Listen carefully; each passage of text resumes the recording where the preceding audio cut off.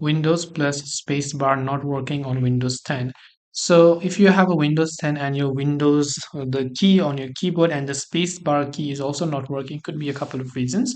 First of all, it could be that you have turned on filter keys, right? So you want to simply go to the search bar and just try to search for something like filter keys. When you open it up, just make sure that filter keys is currently disabled. So you can turn off filter keys right over here and then just turn those off.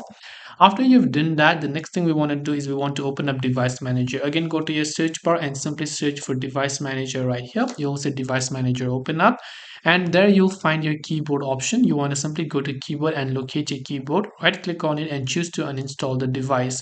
Once you uninstall the device, you can just try to restart your computer and it will automatically reinstall the required drivers, or right click on it and click on update driver next to all of those drivers as well. You can also try to update your Windows manually by going to the Windows update section, and then you can just try to check for updates.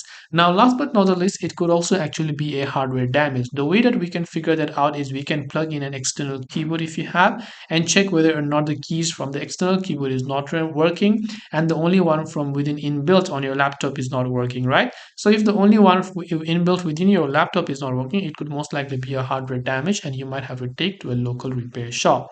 So I hope that this video helped you. If you have got any further questions, feel free to leave them down in the comment section.